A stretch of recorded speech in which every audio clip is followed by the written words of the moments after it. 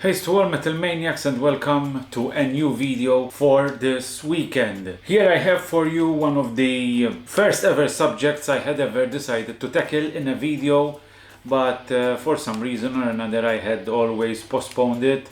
But for today's video I said to myself, now is the time. And this one is one of those ranking the albums videos where I grab the whole discography of a particular band and rank their full-length albums from worst to best. Today I'll be ranking the albums of one of the most consistent bands ever, and without any doubt the best band ever, not only in hard rock and heavy metal, but in absolute, and I'm obviously speaking about the legendary Black Sabbath.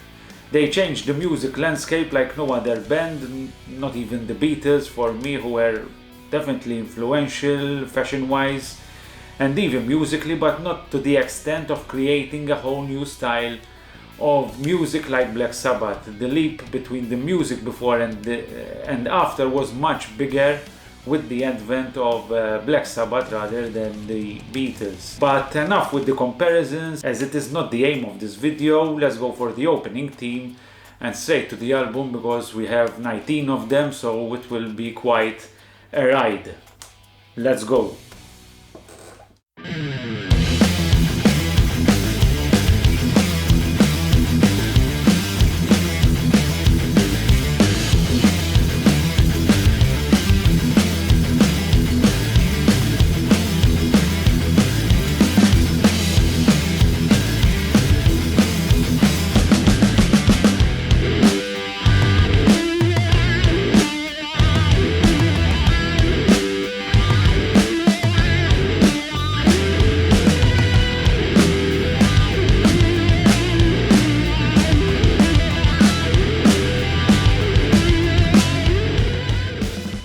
Thanks again for joining us again for this video. If you are new here, the aim of this channel is to review albums and festivals, suggest bands, delve in the cultural aspect of heavy metal in general and more. So if you're interested in this content, please consider supporting this channel by subscribing, liking and sharing our videos on social media. So very short history of the band. Not a lot, because most of you know Black Sabbath and who they are. They were founded in 1968 by Tony Iommi, Bill Ward, Geezer Butler and vocalist Ozzy Osbourne in Birmingham. After previous iteration of the groups with Polka Talk Blues Band and Earth, the band settled on the name Black Sabbath in +69. They distinguished themselves through occult themes with horror-inspired lyrics and down-tuned guitars. In the 50+ years of their existence, the only constant member was guitarist and main songwriter Tony Iommi, known also as the Riff God. Towards the latter part of their career, there were some reunions with the original lineup, although Bill Ward was missing from the more recent closing of tours. To show the greatness of Sabbath, a particular quote by Rob Zombie, who isn't an artist I actually follow, but he is attributed a particular quote saying, "Every cool riff has already been written by Black Sabbath. You're either playing it faster or slower or backwards, but they wrote it first." At least on this I agree with him. Various other artists have rotated throughout the years with the band, but we will be delving a bit deeper into this once I get to each and every album. Will not say a lot about the albums, because as I already mentioned, we have 19 of them, and I'll end up doing a video of 4 or 5 hours of length. So without further ado, here's the record listed in number 19, the last place, and it is a very obvious decision, I guess, and I'm referring to Forbidden, released in 1995 with IRS Records. Bad production and an appearance from Ice-T really never tickled my fancy. I admit I don't think I've listened to this album twice over in its entirety, as I really can't stand it. It is without a doubt the only album by the band I can't stand, actually. Apparently it was done very quickly and mostly to fulfill the record label obligations. Best track on here is Rusty Angels, and even Get a Grip is not that bad, but overall it's a pretty weak record. In the 18th position I have included Never Say Die, released in 1978 with Warner Brothers. The final album to feature the original Sabbath lineup. This isn't a bad album really, it's just not a cohesive one. It feels like a bunch of tracks just put together. It is quite well known that at this point Sabbath were doing more drugs than Tony Montana ever did. Tony.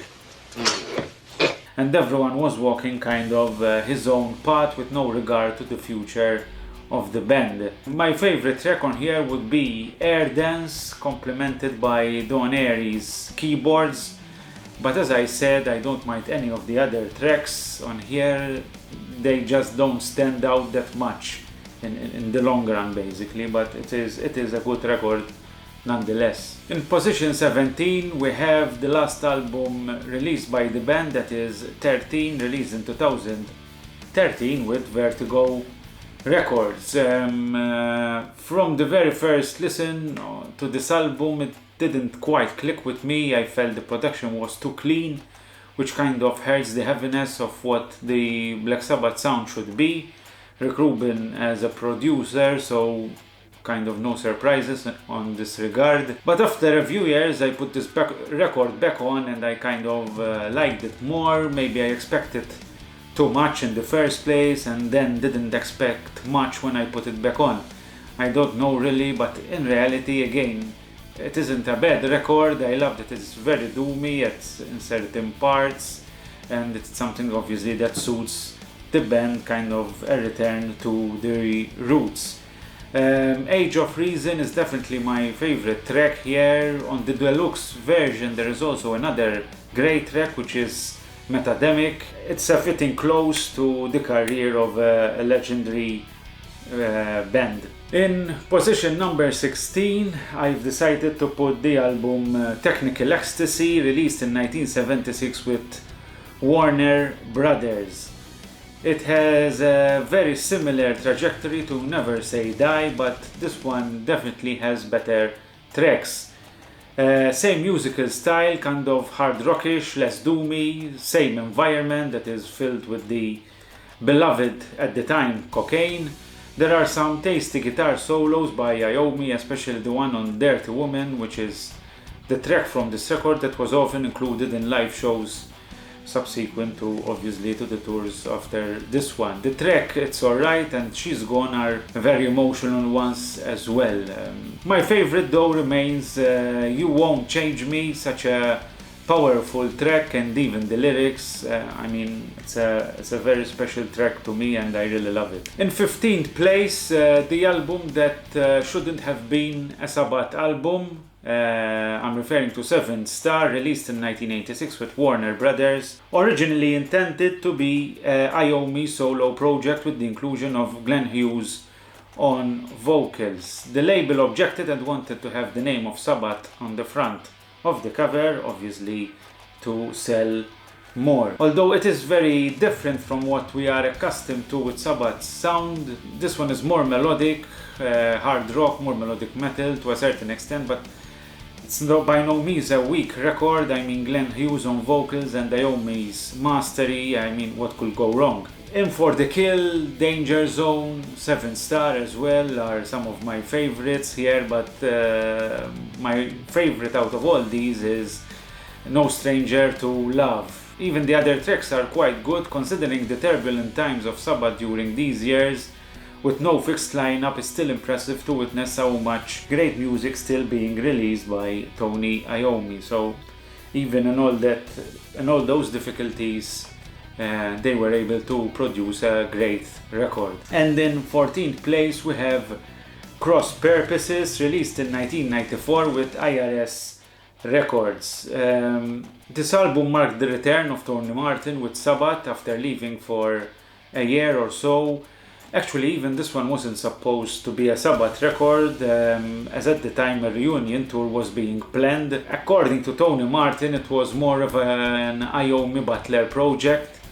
But same as with 7 Star, the labels decided how everything should run basically and included it under the name of Black Sabbath. A very underrated record as far as I'm concerned. There is plenty of melody here. Cross of Thorns, Dying for Love and The Hand That Rocks the Cradle are the epitome of this.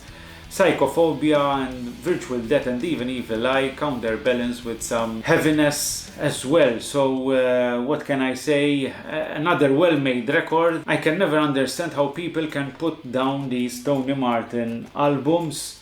For me, they destroy most of the other records in heavy metal in general, obviously except the ones I haven't mentioned yet in this list. And in 13th place, I decided to put the album Born Again, released in 1983 with Vertigo Records. The only album Iommi did with Ian Gillan of Deep Purple fame, who joined the band after Ronnie James Dio left in 82. It marked also a return for Bill Ward, but he left soon after the recording of this record as he couldn't tour basically. This is a Sabbath record with a twist. It has a very menacing aura to it, especially on Disturbing the Priest and Zero to Hero. I admit it took me a while to get into Gillan's vocals on this record, but I slowly started appreciating them more and more, although he still wouldn't rank in my top 3 Sabbath vocalists either. He gets the job done, giving his own bluesy touch, I guess, to the music. On the track Hotline, I hear a lot of similarities to that hard rock synonymous with Deep Purple actually, which all in all makes this album quite good, almost odd kind of, but I don't mind revisiting this record every once in a while. We have arrived at the 12th position on this spot, and I decided to include Dehumanizer, released in 1992 with IRS Records, and here it is. Dio rejoined Sabbath in 91, although he left shortly after the tour of this record, which culminated when he didn't want to play with the band when they were invited to support Ozzy's solo band. Again, a hugely underrated record, plenty of great tracks on here such as Time Machine, TV Crimes, Computer God, and I, although my favorite track here and one of Sabbath's best is After All The Dead. The build up to this track and the heaviness that follows is pure Sabbath and so good. And apparently it took a whole year to record this record, and I always quoted as saying that it cost around $1 million to finish. Quite insane really, I mean $1 million to record an album. But I really love this album and I think it's quite underrated as well. What's next? Okay, and the 11th place I decided to put The Eternal Idol, released in 1987 with Vertigo Records. Recorded in 3 different studios with plenty of lineup changes throughout the whole process. The Eternal Idol is regarded as Sabbath's most problematic album. Recorded initially with Ray Gillan's vocals, who was replaced shortly before the release of this record by Tony Martin, who hurriedly re-recorded the album with his vocals. This was the first album with Tony Martin, and I really love this record, and justifiably you might ask, why have you put it so down the list? Thing is, I just love the other records more, but by no means this is a bad record. Shows actually the greatness of this band. Really love the track Hard Life to Love on here. That opening riff hooks you immediately, although the best track here for me and one of Sabbath's all-time best tracks is the closer, Eternal Idol. It has so much power in it, so much power in those 6 minutes of music. It is really good. Starting to enter into some serious positions now, and in the 10th position, most will be surprised with this, I have decided to include the album Mob Rules, released in 81 with Warner Brothers. Mob Rules is the second album with Ronnie James Dio and the first one with Vinny Appice, and it is definitely a great record, but sometimes I feel fans tend to overrate it a bit. Well, the title track is the highlight here. I even like the sci-fi kind of intro to that track, which many tend to dismiss. E5150, it translates actually to the number evil in Roman numbers. So for those who didn't know this, you know it now. The sign of the Southern Cross is another highlight for sure. Really beautiful track. The rest is good, but for me it's not great. I'm obviously always comparing Sabbath's work here, because the good tracks by Sabbath compared to other bands on most occasions are masterpieces. So it is important you keep these perspectives in mind since I'm comparing Sabbath with Sabbath. Apart from that, the more we move to the top of the list, the differences are so minimal that sometimes it is even difficult to explain why I preferred one album over the other. Falling Off the Edge of the World is another great track I particularly like as well, and Iommi's solo is so good on it. Anyway, overall it's a classic album, but to me there are other albums which are better and as a whole package. Anyways, position number 9, and I bring you the album Tear, released in 1990 with IRS Records, and this is an album on a similar level as Mob Rules. It is a great record, with the only difference that it is quite underrated compared to Mob Rules, so I decided to put this a position higher than the one before. Highlights: Anno Mundi is a great track, perfect to open up the album, and Cozy Powell on drums is really great on this record. The Sabbath Stones is another great track on here, definitely those two are the highlights. Then there is the trilogy of The Battle of Tyr, Odin's Court and Valhalla. Although the tracks listed are 3 different tracks, they are actually one track for me. I mean, anyways, it is something new in Sabbath's world, and I really believe it worked out very well, as it creates such a pleasant mood, and when Valhalla kicks in there is a feeling of kind of a completion to it. Another, needless to say, brilliant record. And in the 8th spot we have Heaven and Hell, released in 1980 with Warner Brothers. I know a lot of people that would put this record as their number 1 spot with regards to Sabbath's discography. I don't mind that at all, because in reality from the 10th spot onwards any of these albums can actually be in the first and the number 1 spot. This is the first record with Ronnie James Dio, when Steven Geezer had left the band in '79, only to return exactly before the recording of this album. In fact, his only contribution in the writing process was on the track Neon Nights, which was the last track they wrote before recording the album. Definitely another landmark album which kind of brought Sabbath back to life after the issues with Ozzy and the dangerous habits they had embarked on during the late 70s, and they came back with a bang. Side A of this record is impeccable. The already mentioned Neon Nights, Children of the Sea, Lady Evil, and the title track, which has become now an all-time classic of heavy metal. Walk Away and Wishing Well on side B are not so good, whilst Die Young and Lonely Is the World are good, but not as good as any of the tracks on side A. And this is why I don't put this record further up the list. We have arrived to the 7th position, slowly arriving to those top spots, and I have decided to add Headless Cross on the spot, released in 1989 with IRS Records. I just love this record so much. It is only eclipsed for me by the first 6 Sabbath records, which, as you might have already noticed, I haven't mentioned any of them yet. The second album with Tony Martin, and the only one with Lawrence Cottle on bass guitar. I don't think he ever played live with them though, but he is shown in the video of Headless Cross. The intro of With Gates of Hell and the title track Headless Cross is something which really gets to me every time, and what about the track When That Calls? Music so good kind of should be illegal, and thankfully it is not. Black Moon, Devil and the Daughter, Nightwing are all great tracks as well. Possibly the most underrated Sabbath album ever. I don't think it gets enough credit really, even though it is regarded as a good album by almost everyone.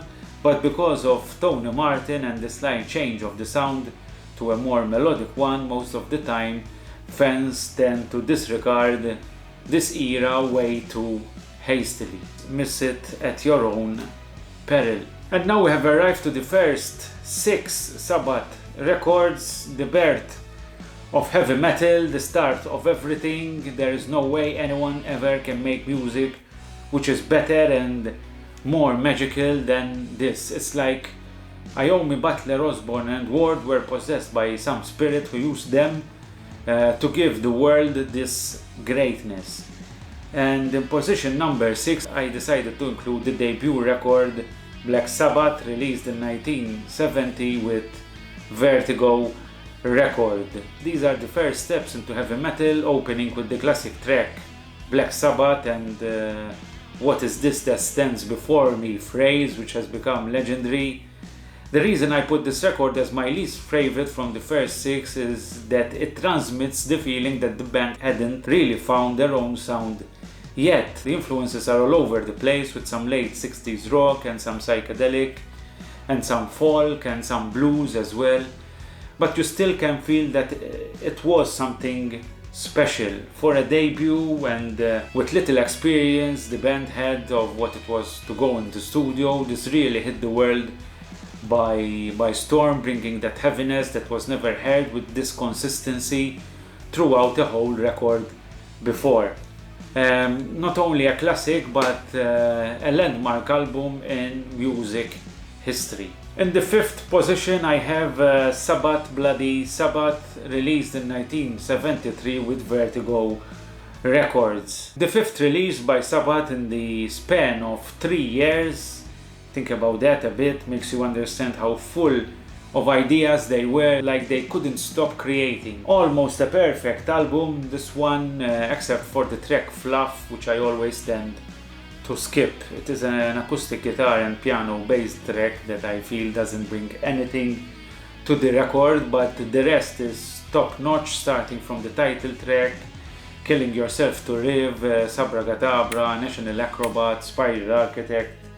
Just a bunch of classic tracks that have stood the test of time and are still up there with some of the best music ever. Just missing out on the podium, in 4th position we have Sabotage, released in 1975 with NEMS records. The last record to be released from these first fantastic 6 records, similar to the previous record. This album has that one track that I usually skip, which is another instrumental named Superstar. The other track, which is a step or 2 weaker than the rest, is Am I Going Insane? But the rest of the tracks are again masterpieces. Hole in the Sky, Symptom of the Universe, Megalomania are some of their heaviest tracks. The track The Writ has some of the most passionate vocals by Ozzy.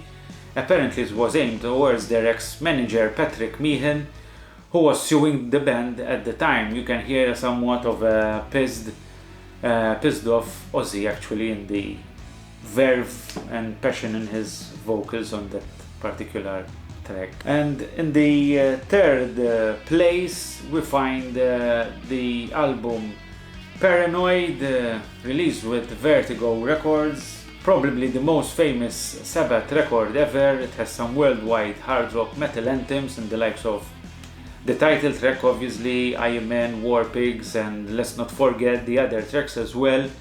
Hand of Doom, which probably inspired the name of a whole subgenre that is doom metal, but even Ward's drum solo on Red Salad, The Closer, Fairies Wear Boots, Electric Funeral, I mean, need I say more? Probably the weakest track here is actually the title track, Paranoid. It shows that it was written on the spot as a request by the label to have a short and radio-friendly track on the record to try and reach a wider audience. In 2nd position, runner-up, I have Volume 4. The album opens with Wheel of Confusion and closes with Under the Sun. Quite possibly 2 of the most underrated Sabbath tracks ever.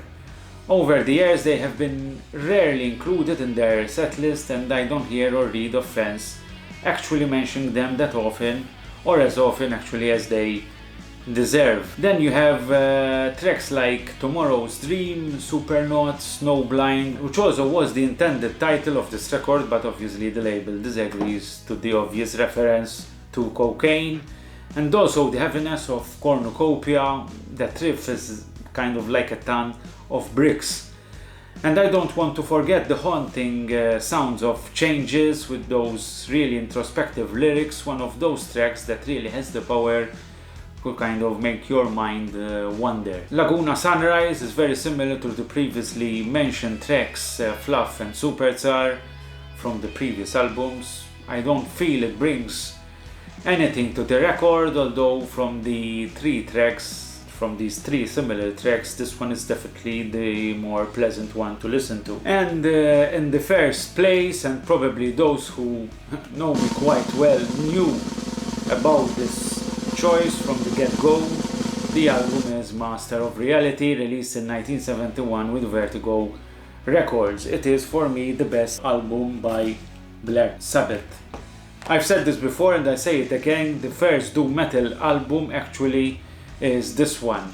I have done a video some weeks ago about the 5 albums that shaped doom metal, and I included this record with tracks such as Sweet Leaf, After Forever, Children of the Grave, The Unparalleled Heaviness of Lord of this World and Into the Void, with the calmness of Solitude inserted between those two tracks that kind of brings some space to breathe between those two heavyweights. As a big doom metal fan, I cannot but praise this record for influencing so many other bands that still bring me so much joy to this day. I just can't really find enough words to show my love for this record over here. Saying it is essential would actually not bring enough justice to it. And that brings a close to this album ranking, which was actually quite a feat, even though I have known and listened to this record countless numbers of times, but it's one thing you listen to them for fun, and another thing that you have to listen to them and recollect your opinions and ideas about these records and justify why you have included that particular record in that particular position.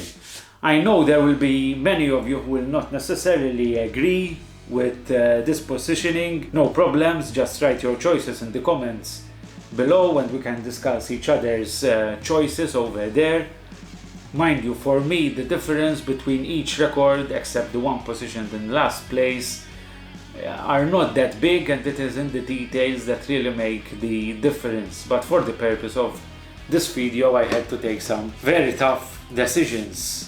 Anyway, I hope this ranking brought some newfound interest in those that have been listening to these records by Sabbath for years and decades, and for those who have watched this and have only listened to a handful of tracks, make haste, because there are plenty of great music in here. Don't ever stop at the tip of the iceberg, because the real gems are most of the time hidden beneath the surface. So subscribe if you have found all of this interesting. Go check out our videos as well, the other videos. There is plenty of information in there. Like the video, click the bell to be notified, and share our content on social media.